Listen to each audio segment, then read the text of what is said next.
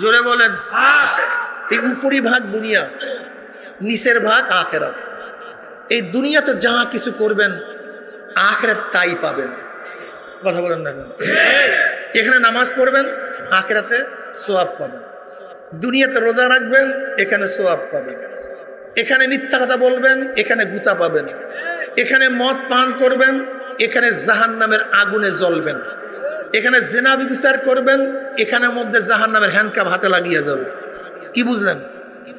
দুনিয়াকে বাদ দিয়া আখিরাত কামাই করবেন কিভাবে?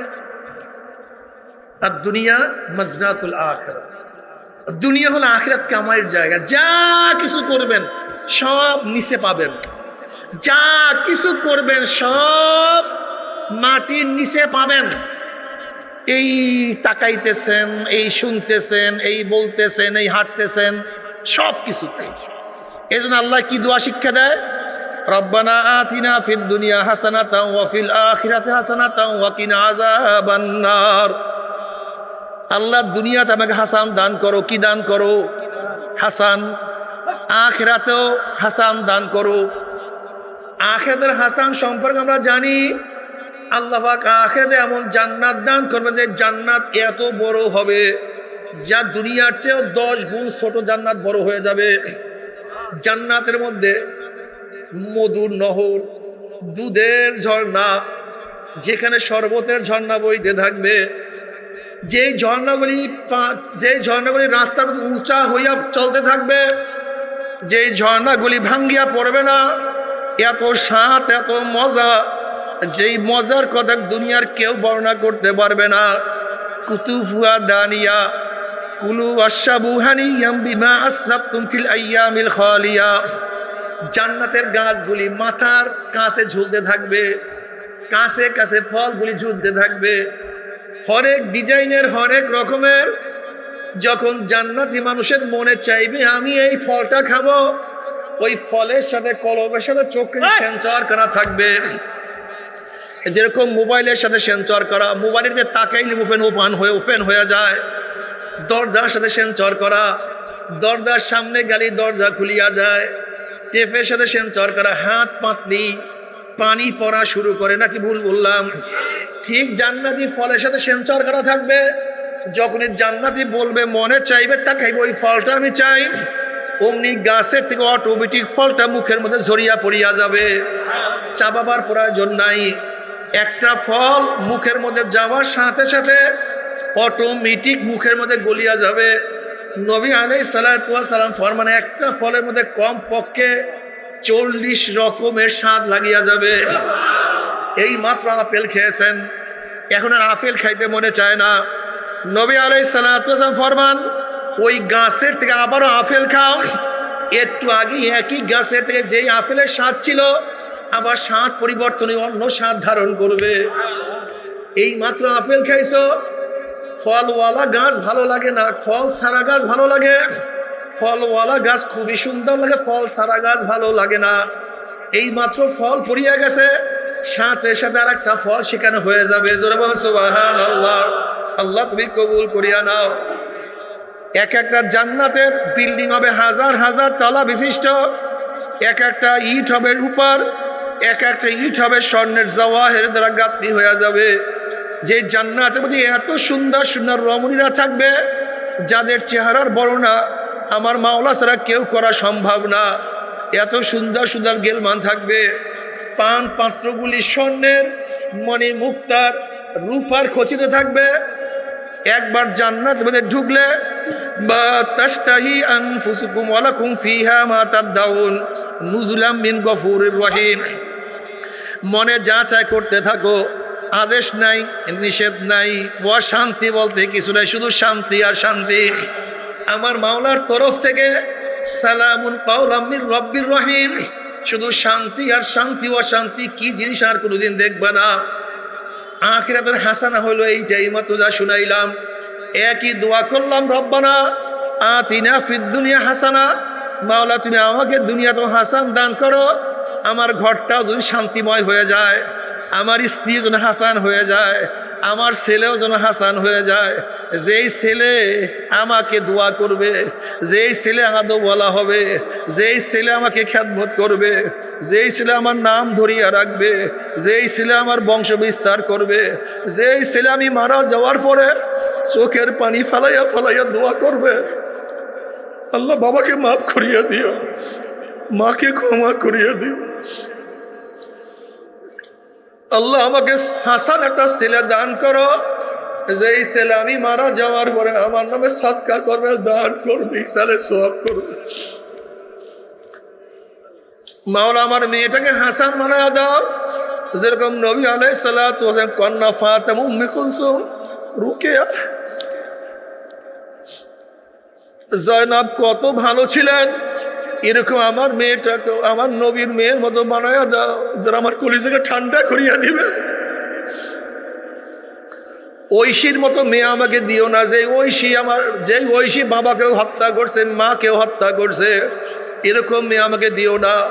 এরকম মেয়ে আমাকে দিও না যেই মেয়ে উলঙ্গ অবস্থায় রাস্তায় ঘুরবে আর আমার জাহান্নামের পথ সুগম হয়ে যাবে। আল্লাহ মাফ করিয়া দাও।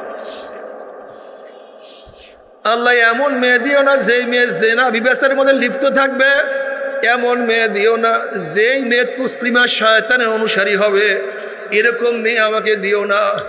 আল্লাহ আমাকে এমন স্ত্রী দাও যেই স্ত্রী খাদিজা কুবরা রাদিয়াল্লাহু তাআলা আনহার মতো আনুগত্যতা লাভ করবে, আয়েশার মতো হবে, যেই স্ত্রী আম্মা জানদের মতো হবে। আল্লাহ আমার ঘরের মধ্যে হাসান দিয়া দাও, যেই ঘরের মধ্যে গেলে আমার কলবটা শান্ত হয়ে যাবে। আল্লাহ আমার ব্যবসার মধ্যে হাসান দিয়া দাও, যেই ব্যবসার মধ্যে লাভ হবে, লস হবে না। আল্লাহ আমার পড়াশোনার মধ্যে হাসান দিয়া দাও, যেই পড়াশোনা করলে আমি আদর্শবান হতে পারবো, নীতিবান হতে পারবো। আল্লাহ ম্যাজিস্ট্রেটকে হাসান বানায়া দাও, যেই ম্যাজিস্ট্রেট কোনো অবস্থাতে অবিচার করবে না, ন্যায় বিচার করবে। আল্লাহ জজ court, high court, supreme court হাসান বানায়া দাও, যেখানে ন্যায় বিচার হবে, যেখানে পক্ষপাতিত্ব করবে না, যেখানে আসামিদের যারা অন্যায়কারী তাদেরকে ছেড়ে দিবে না, আর যারা অন্যায় করবে না তাদেরকে আটকায় রাখবে।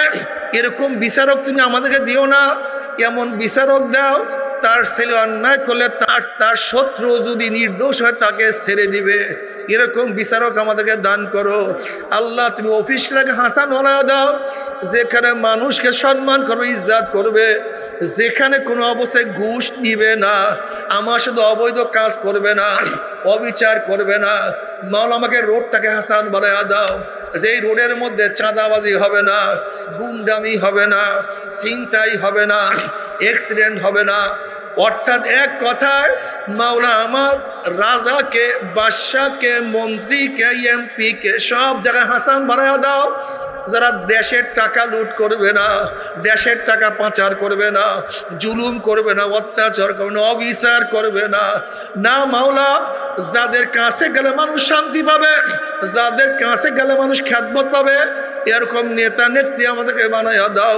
রব্বানা আতিনা ফিদ দুনিয়া হাসানাতাও ওয়া ফিল আখিরাতি হাসানা। আল্লাহ আমাকে ইবাদত করার তৌফিক দিয়া দাও, আল্লাহ আমাকে জিকির করার তৌফিক দিয়া দাও, আল্লাহ তোমার গোলামি করার তৌফিক দিয়া দাও। এই দোয়া আমরা 24 ঘন্টা আমার মাওলার কাছে করা উচিত। আমরা সারা জিন্দিগি দোয়া করতে আছি, কিন্তু আজকে দুনিয়ার কোথায় হাসান নাই, সব জায়গায় গ্যাঞ্জাম। এর কারণটা কি? আসলে ইমানের মধ্যে ত্রুটি, ইসলামের মধ্যে ত্রুটি। ইসলাম সম্পর্কে জানি না, ইসলাম সম্পর্কে বুঝি না। যদি আজকে দুনিয়ার মধ্যে ইসলাম অনুযায়ী না চলো, দুনিয়ার মধ্যে শুধু অশান্তি আর অশান্তি। ঘরে গিয়া দেখবা স্ত্রী অন্যের সাথে পরকীয়ায় লিপ্ত, আবার স্বামী অন্য মেয়ের সাথে পরকীয়ায় লিপ্ত। আল্লাহ তুমি আমাদের মাফ করিয়া দাও, আল্লাহ আমাদের সবাইকে ক্ষমা করিয়া দাও।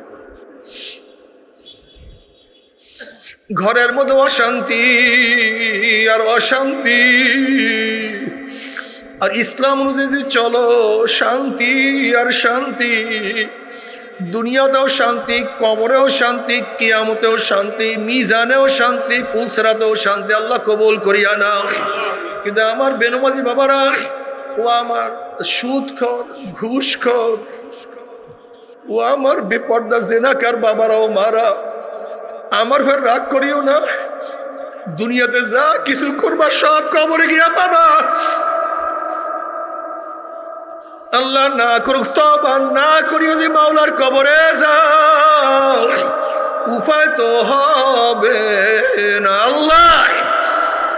আল্লাহ না করুক, আল্লাহ না করুক, যদি কবরে গিয়া দেখো এত নামাজ কাজার গুনাহ, এত রোজা সারার গুনাহ, কবর গিয়া যদি এত চুরির গুনাহ, এত ডাকাতের গুনাহ, এত সুদের গুনাহ,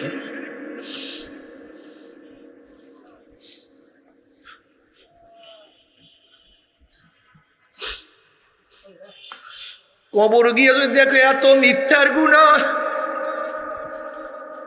এত বেপরদা জেনার গুনাহ, এত দাড়ি কাটার গুনাহ, এত ধোঁকাবাজের গুনাহ, আল্লাহ না করুক তওবা না করিয়া যে মাওলার কবরে যাও, কোন নাফরমানের কবরের দুই পাশে মাটি এত ঝোড়া চাপ মারবে, চাপের ছেড়ে এক পাজরের হাঁটি আর এক পাজরে লাগাইয়া ফেলাইবে। আল্লাহ আমাদের সবাইকে মাফ করিয়া দাও। আল্লাহ তওবা করার তৌফিক দিয়ে দাও। আল্লাহ তওবা করার তৌফিক দিয়ে দাও। আল্লাহ তওবা না করিয়া কাউকে ডাক দিও না, গুনাহ মাফ না করিয়া কাউকে ডাক দিও না। বাবারে তওবা না করিয়া মাওলার কবরে যাও, কোন নাফরমানের কবরটা জাহান্নামের কুয়া হইয়া যাবে। আল্লাহ আমাদের সবাইকে ক্ষমা করিয়া দাও। ইউরাফুল মুজরিমুনা বিসীমাহুম ফায়ুখাযু বিন-নাওয়াসি ওয়াল আকদাম। যেরকম বিজ্ঞ ডাক্তারের কাছে রোগী যাওয়ার সাথে সাথে বিজ্ঞ ডাক্তার চেহারা দেখলেই বুঝতে পারে কোন রোগের জাম রোগীর মধ্যে ঢুকছে, ঠিক কিয়ামতের ময়দানে গুনাহগারদের চেহারা দেখার সাথে সাথে ফেরেশতারা বুঝতে পারবে কোন ধরনের গুনাহ করিয়া নাফরমান কিয়ামতের ময়দানে উঠছে। এই আয়াতের তাফসীরে নবী আলাইহিস সালাতু ওয়াস সালাম বিভিন্ন ডিজাইনের বিভিন্ন রকমের চেহারার কথা বয়ান করছে। যারা দুনিয়ার মধ্যে নামাজ পড়বে না, বেনমাজির চেহারা কিয়ামতের ময়দানে আলকাত্তার মতো কালো হয়ে যাবে। যারা হারাম খাবে তাদের চেহারা শুয়ারের সুরাত হইয়া যাবে। যারা হিংসা আসাদ করবে তাদের চেহারা কুকুরের সুরাত হইয়া যাবে। যারা ঠকবাজি করবে তাদের চেহারা বান্দরের সুরাত হইয়া যাবে। আল্লাহ তুমি মাফ করিয়া দাও না। জিনাকার পুরুষের চক্ষু দুটা মহিলাদের শরমগার মতো হইয়া যাবে।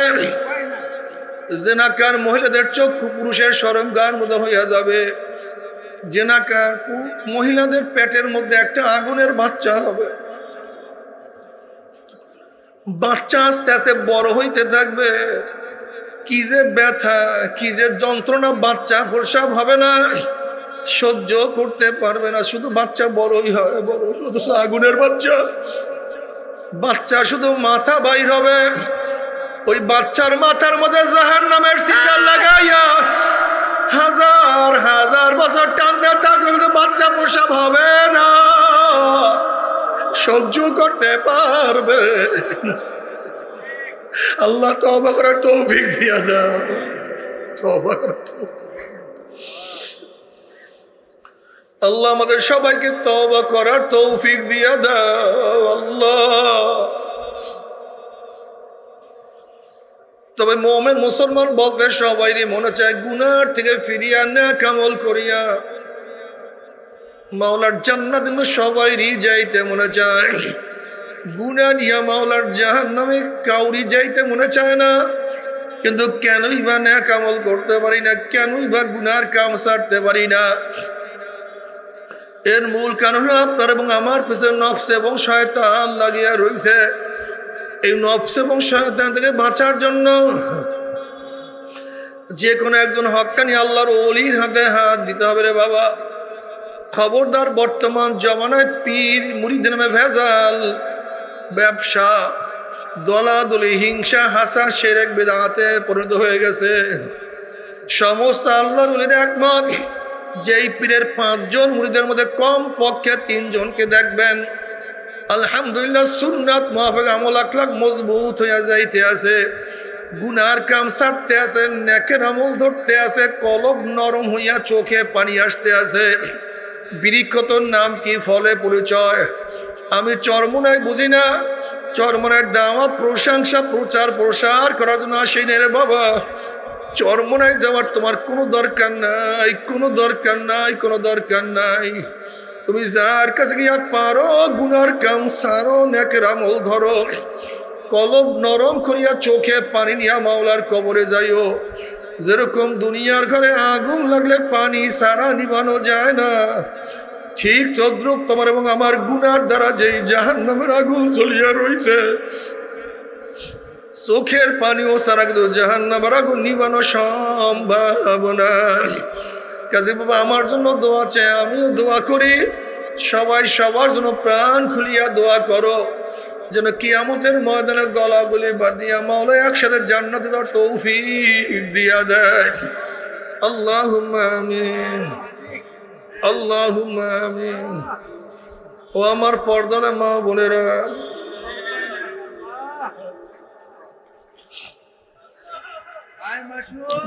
দুই হাত তুলিয়া মাওলার দরবারে কান্দো আর মাওলার তাওয়ানির রাজিম। বিসমিল্লাহির রহমানির রহিম। রব্বানা আতিনা ফিদ দুনিয়া হাসানাতাও ওয়া ফিল আখিরাতি হাসানাতাও ওয়া কিনা আযাবান নার। সাদাকাল্লাহুল আলিয়্যুল আযীম। সবাই দুরূদ শরীফ পড়ে আল্লাহুম্মা সাল্লি আলা সাইয়্যিদিনা ওয়া নাবিয়িনা ওয়া শাফিয়িনা ওয়া হাবিবিনা মাওলানা মুহাম্মদ সাল্লাল্লাহু আলাইহি ওয়া আলা আলিহি ওয়া আসহাবিহি ওয়া বারাকা ওয়া সাল্লাম। সবাই দুরূদ শরীফ পড়ি। আল্লাহ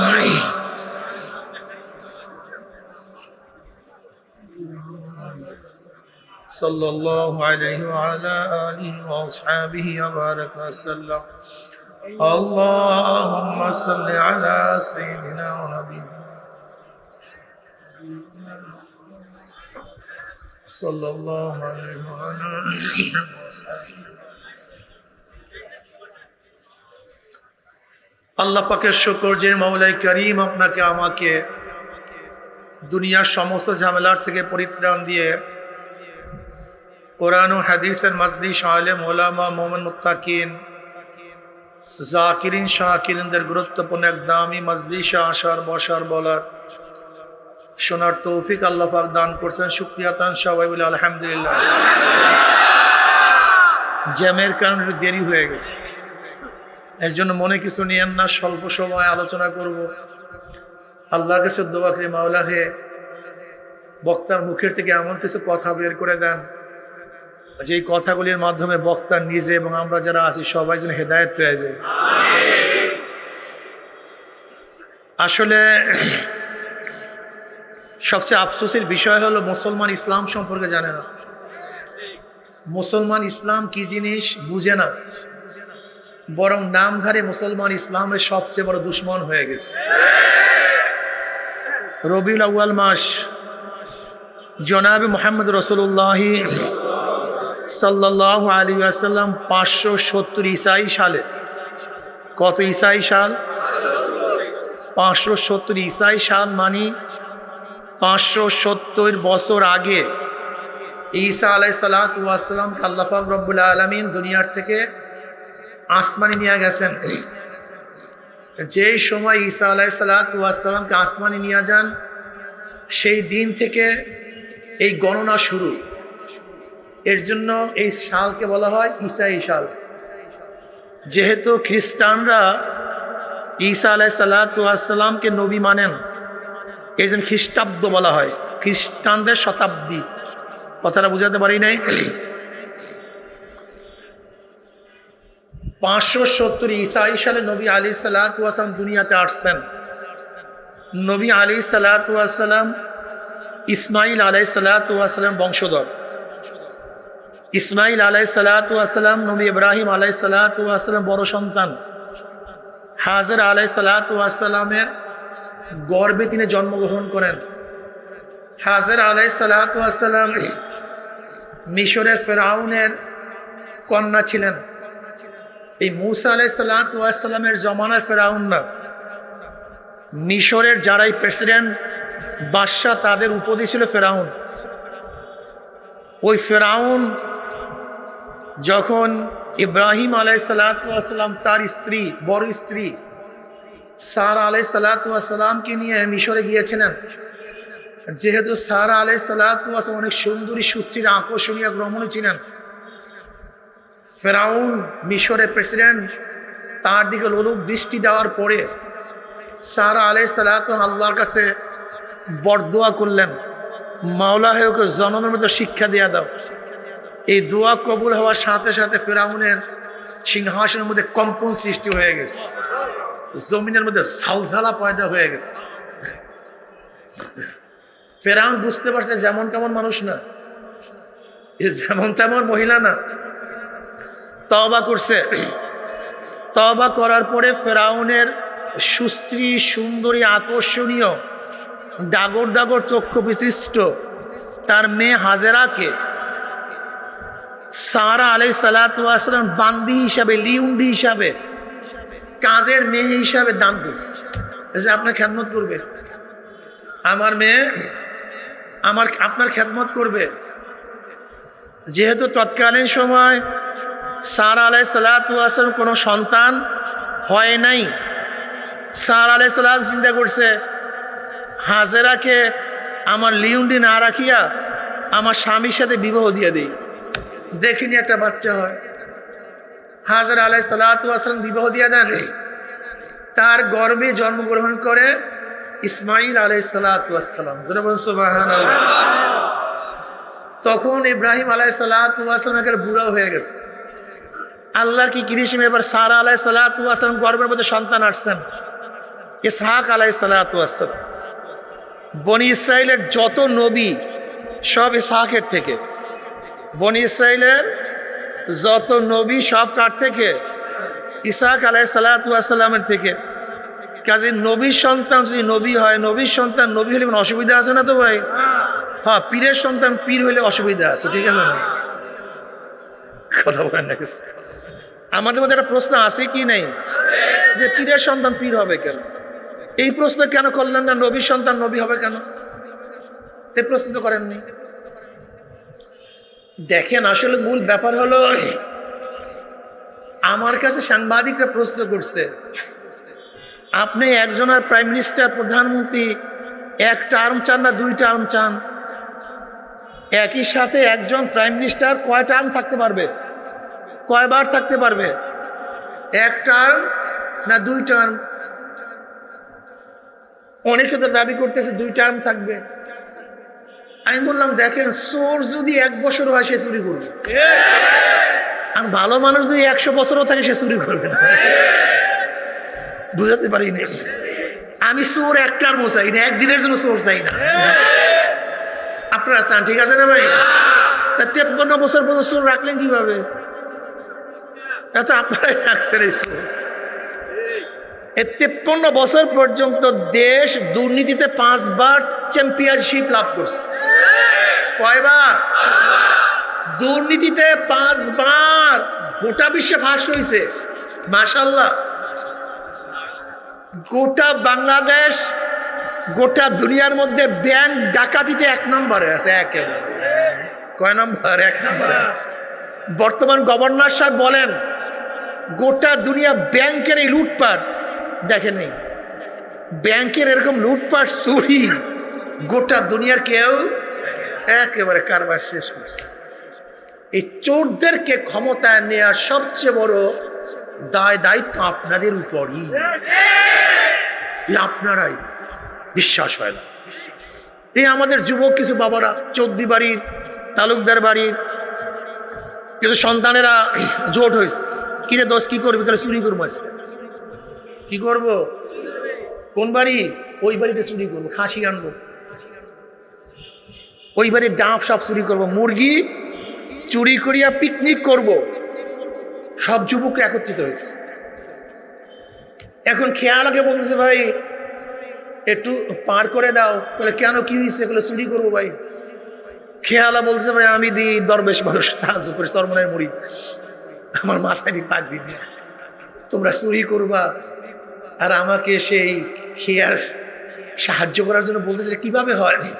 বলে, ভাই দেখো, একটু চুরি করতে মন চাইছে, আর তোমার খেয়া কিন্তু পারবো না। কারণ খেয়ালা বলতেছে, ভাই তোরা যুবক মানুষ, যেহেতু ইচ্ছা করছো, আমি চুরির ভাগে নাই, তোর মুরগি টুরগি আমি খাবো না, খাসির গোশও আমি নেব না, যেহেতু যুবক একটু চুরি করার নিয়াত করছে আর আমার খেয়াল তো চুরি করতেই পারবি না, ওঠ একটা ধাক্কা দিয়ে দিই। খেয়ালা নৌকায় উঠাইয়া চোরদেরকে চুরি করার জন্য একটা ধাক্কা দিয়ে দিছে। এতে খেয়ালার কোনো দোষ আছে? কিসের দোষ? ওদের ধাক্কা মাইরা দিয়েছে। হ্যাঁ, কি করছে? ওর ধাক্কা ব্যতীত চুরি করতে, ওর ধাক্কা ব্যতীত যুবকরা চুরি করতে পারতো না। কাজে যারা ধাক্কা দিয়া ক্ষমতায় বসাইয়া চুরি করান, ধাক্কা বোঝান একটু সিলবাই না।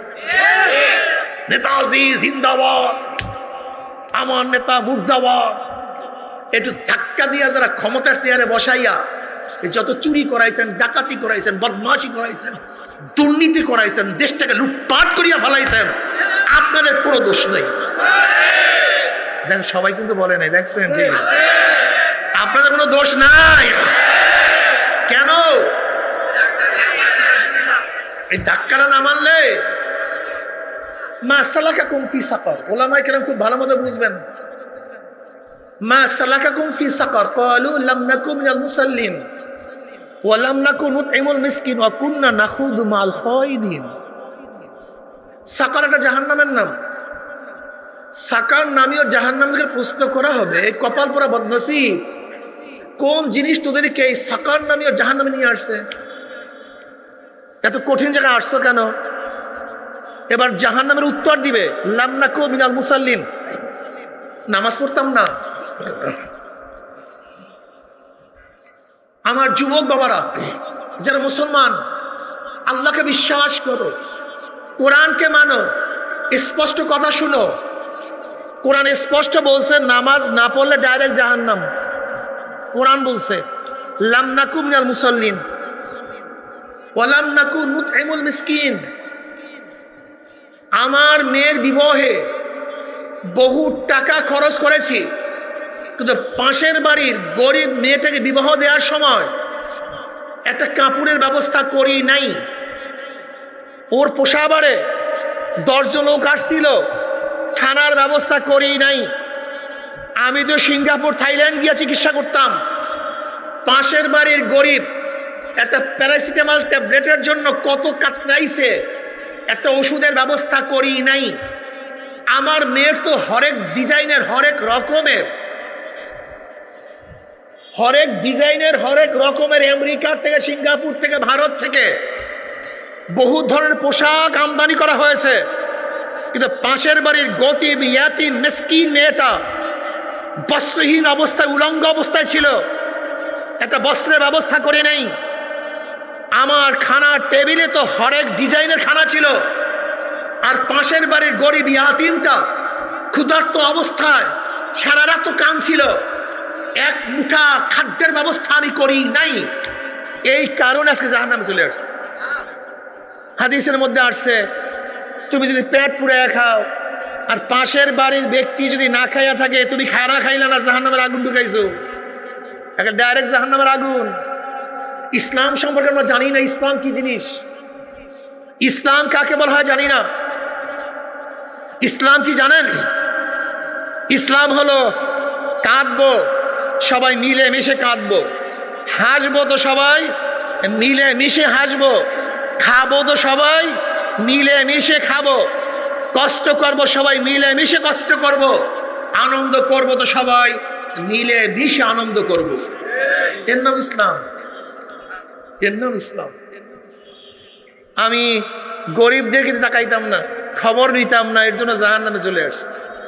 বলে আর কি, অকুন্না নাখুদু মাল খায়দিন, যারা ইসলামকে ধ্বংস করার চক্রান্ত করছে, ইসলামের বিরুদ্ধে স্লোগান দিছে, ইসলাম সহ্য করতে পারতো না, আইনের মধ্যে, প্রশাসনের মধ্যে, শিক্ষার মধ্যে, সব সংস্কৃতির মধ্যে ইসলামকে জবাই দেওয়ার চক্রান্ত করছে, ইসলামকে বিদায় দেওয়ার ষড়যন্ত্র করছে।